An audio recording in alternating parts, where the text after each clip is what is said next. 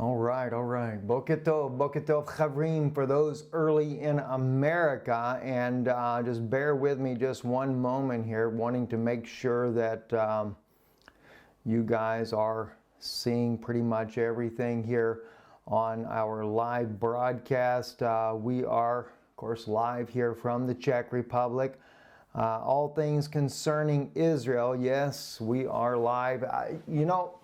Guys, I don't know if you are able to comment in the comment section as of yet. So I'm not sure how that is working on my end there. So let me just make sure I don't have any volume on my own self here. But anyway, at least we do know that we are live and we are getting ready to go here. So I am still planning on going over to Danun Institute, doing a live broadcast there. I may try to pre-record this with the camera in the event we have issues there on equality. We're going to be getting into that in just a little bit. But we have very serious news that's coming out of Jerusalem once again. And of course, the Jerusalem Post, retracted this story not too long ago, but again, it's back in the Jerusalem Post again, the Trump peace deal to make Jerusalem suburb Palestinian capital. All right. Now, you have to understand, I kind of pulled two different directions on this here. You know, I realize the Palestinians are being used as pawns in this game. It is clearly a biblical fact from the prophecies that we see in Daniel chapter 11, where he comes up strong with a small people after the league that was made with him. All right, that league was actually made back in 1993, 1994, when Joel Bainerman and Barry Chamish both revealed the secret deal that was going on with the Vatican, between the Vatican and Shimon Peres and Yasser Arafat. And while this secret deal was happening, everything was being set. The stage was being set. We were looking at the Oslo Accords with, I think it was then the President Bill Clinton, and everybody just, well, we thought it was, they were making peace for a two-state solution. Well, they were, but this thing is what people don't understand. The Palestinians are going to be dumped in the process. So I hate to say it, because I have a heart for what these people have gone through as well. And at the same time, I have a heart for what the Israelis go through because of all the terrorism. And the sad thing is Israelis have no idea that the Palestinians are being incited by different factions inside the Palestinian people there that incite their own people to violence, and they're doing it all for one reason: because Rome wants East Jerusalem.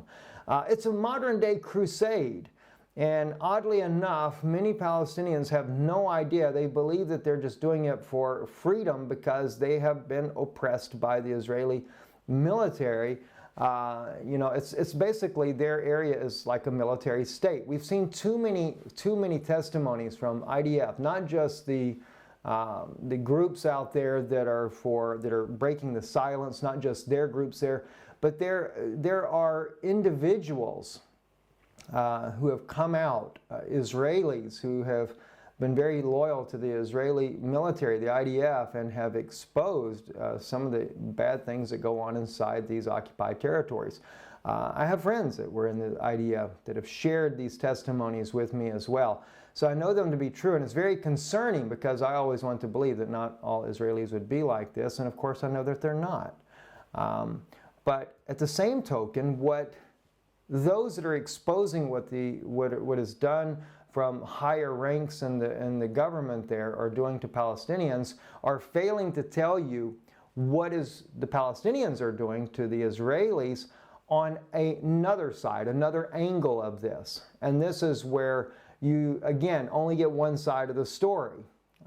So we had the Intifada, first and second Intifada, and that was also very much instigated by factions within the Palestinian Authority, coming even from a higher calling. As we know, Louis-Jean Thoron, the head of the interreligious dialogue for the Vatican, stated plain as day in 2011, there will be no peace in Jerusalem until the status quo of all of the church's requests are answered and dealt with. And I'm just paraphrasing that. Giulio Meotti wrote the article.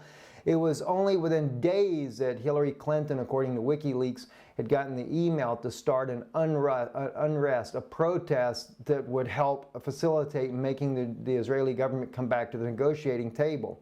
This is going on and on and on and on. Never seems to end. So once again, we're back again. This photo right here, in fact, the photo on our, the thumbnail that you would have seen here on the broadcast is the photo that I took myself personally, very similar to the one that you're seeing here on the screen with Jerusalem Post right now. But this is East Jerusalem, and they're not talking about the picture of East Jerusalem and behind the wall. They're talking about in front of the wall there, East Jerusalem there.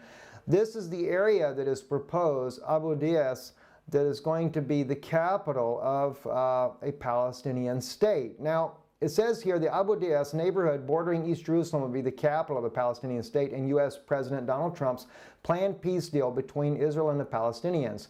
Yesh Atid chairman Yair Lapid said Monday.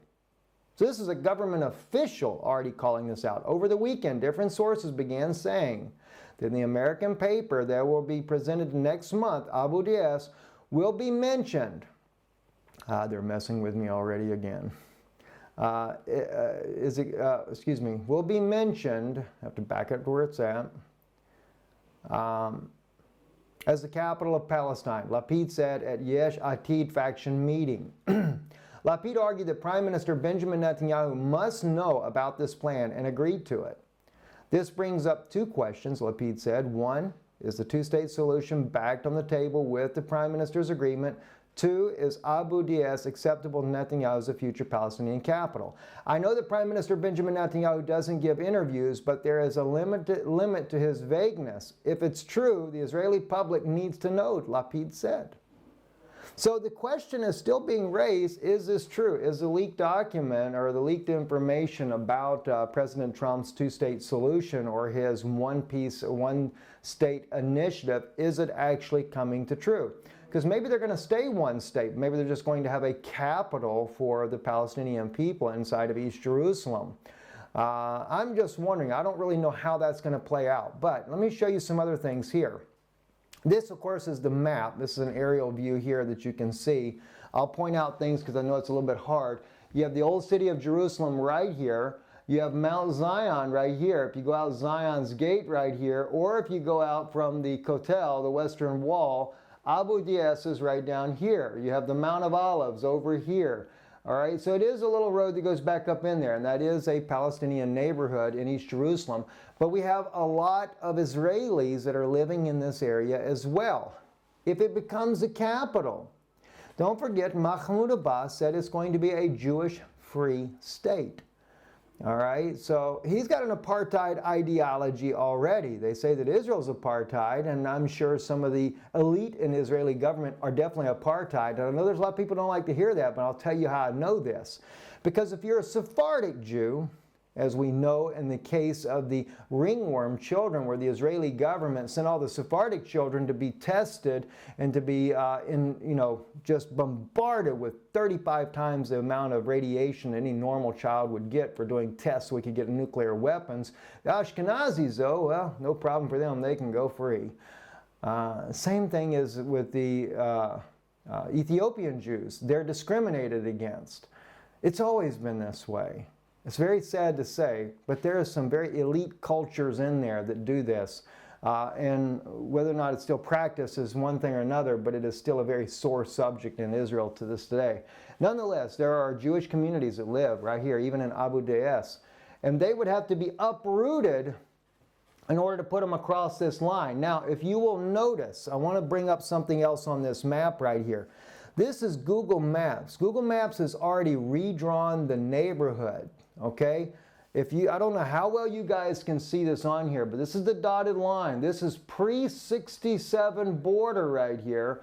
Well, I take that back because we didn't have Jerusalem at all in 1967. So, but nonetheless, they have moved to East Jerusalem. This would all go to the Palestinians. And Givat Hamivitar, I actually lived in this neighborhood right here, and Givat Hamivitar. This is the suicide bombing, the intersection right here where, by God's grace, I survived the suicide bombing at this intersection right here at French Hill.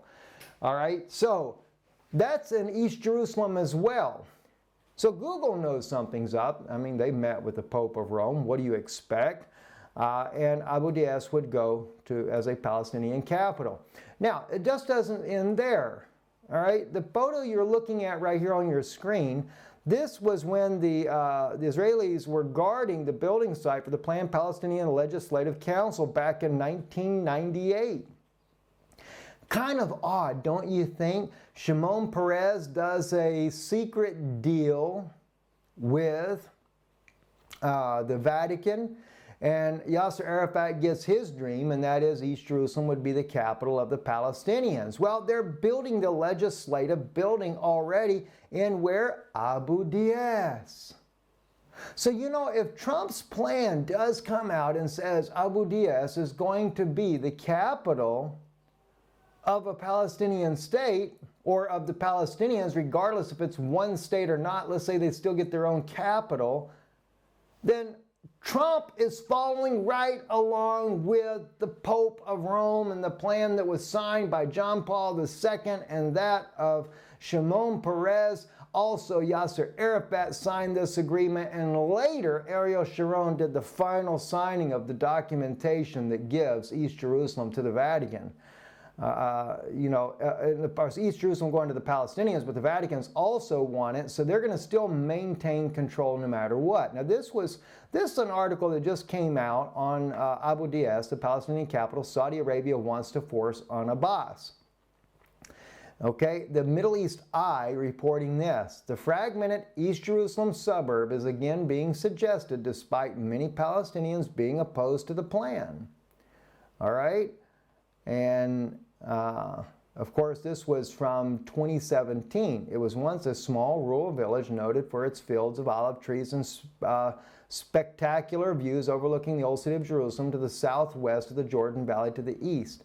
But now Abu Dias is named, spoken by Saudi Crown Prince Mohammed bin Salman as a potential capital of a future Palestinian state, as reported in the New York Times on the 3rd of December.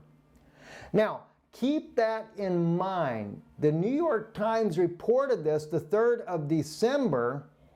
Of course, that's 2017, but isn't that interesting? That is also on the anniversary date of when Prime Minister Netanyahu met with the Pope of Rome in 2013.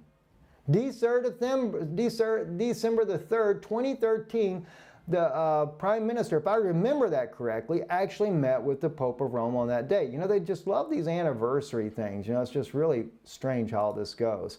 Anyway, I want to bring something to your attention as well. This is from Joel Bainerman, the late Israeli journalist who passed away, Barry Chamish as well. Both these men uncovered this plot of what Rome was doing with the Vatican. The Vatican was doing with the Shimon Peres and now with Netanyahu. Notice this one quote right here in the middle, and I'm going to blow this up for you guys a little bit so you can see this a little bit better. Make no mistake about it, the old city of Jerusalem, as well as most of the eastern half of the city, is what the Vatican is after.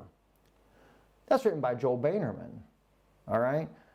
Because controlling the entire old city of Jerusalem and not just church properties and being able to build whatever they want on Mount Zion is critical for the program they have planned to put into play in our capital city. The deal that it has signed with Israel via Yossi Beilin and Shimon Peres in the secret and without approval of the Knesset gives the church not only extraterritorial status to their properties, which is what that bilateral agreement the Israeli government signed with the Vatican on December 30th, 1993 put in law, but of control over the entire city as custodians under UN presence.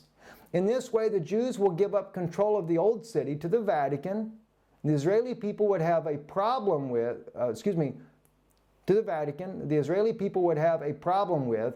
To the UN, they would say we had no choice. So they're just going to give it up. It's what's coming, guys. And listen, this is prophecy. People can say fake news all they want. This is prophecy. Micah chapter 4 verse 6, "In that day, saith the Lord, will I assemble her that is halted, and I will gather her that is driven away, and her that I have afflicted. I will make her that is halted a remnant, and her that was cast afar off a mighty nation, and the Lord shall reign over them in Mount Zion from thenceforth even forevermore. And thou, Migdal Eder, the hill of the daughter of Zion, to thee shall it come, yea, the former dominion shall come, the kingdom of the daughter of Jerusalem." See? "But why dost thou cry out aloud? Is there no king in thee? Is thy counselor perished? Thy pains have taken hold of thee as a woman in travail. Be in pain and labor to bring forth, O daughter of Zion, like a woman in travail. For now shalt thou go forth out of the city, and shalt dwell in the field, and shall come even unto Babylon. There shalt thou be rescued. There shall be the Lord redeem thee from the hand of thine enemies." So he lets you know Babylon is the enemy. You'll be rescued from there, because as Israel wanted 2,000 years ago to be delivered from the hand of the Romans, you're back under the occupation of the Romans. You'll have to be delivered from the hand of the Romans. And of course, even though you have been brought back home, you're going to have to dwell in the fields. Now, if you look at this and we think about the old city, we also brings into mind, let me just pull this up real quick here, because I think this is very vital to the information that we're looking at here. We need to look at Revelation as well, because John over in Revelation 11, when he speaks about the coming of the two witnesses, he brings out a very important fact of what is going on here.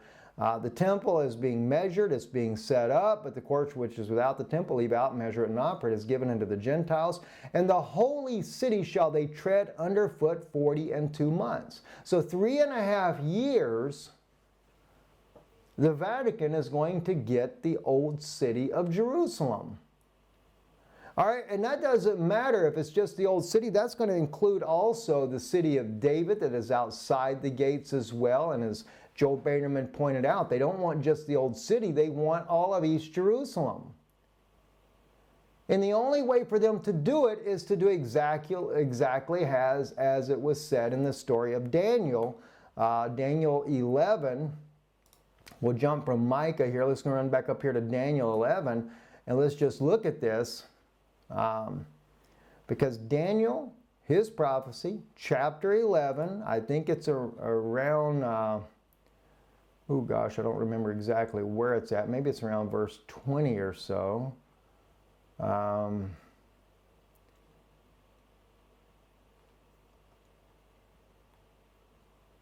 Yes, here it is, verse 23. "And after the league made with him, he shall work deceitfully, and he shall come up and become strong with a little nation."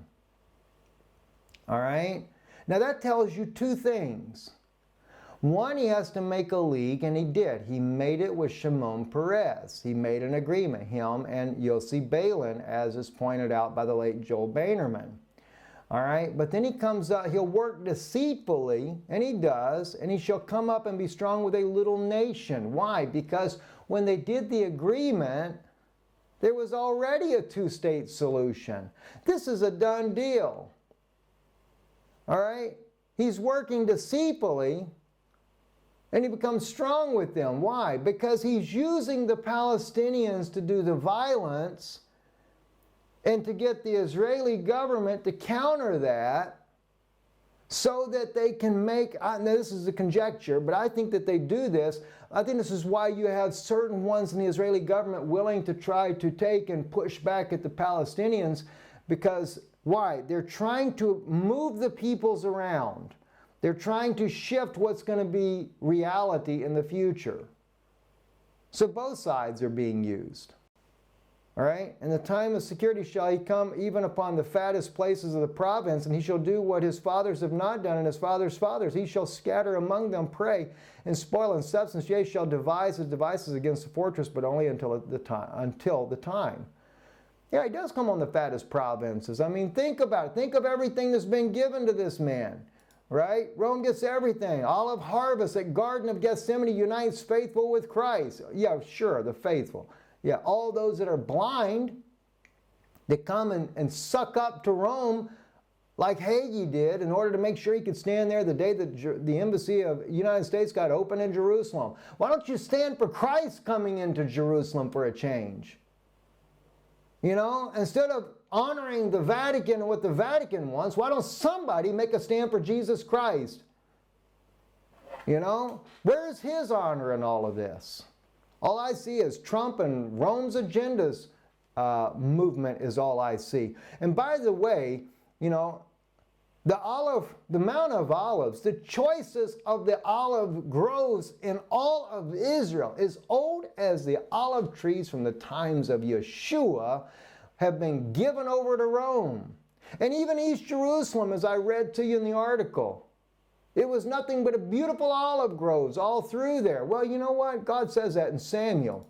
When we decided we wanted a king to rule over us instead of God's prophet to be the way, we took the king instead, and he says here, verse 13, Samuel chapter 8, he will take your daughters to be perfumers and to be cooks and to be bakers, and he will take your fields and your vineyards and your olive yards, even the best of them, and give them to his servants. Think about that. The olive yards are owned by the Vatican. Notice he said the vineyards. You know what the choicest vineyard in all of Jerusalem is? Right there where the British have the Garden Tomb. That was the choicest vineyard yard of all Israel. The largest, second largest water duct, underground water duct that was used to do this vineyard here in all of Israel. And it's controlled by the British. And of course, the British are controlled by Rome. So yeah, prophecy has been fulfilled even in modern times. And people have no idea. All this is happening right up under people's noses and nobody's paying attention to what's going on. I mean, this is a shame. This is a shame. No wonder why God has to send two witnesses. You know, I'm beginning to see more and more why God has to send two witnesses, because the churches are so blind and so dumbed down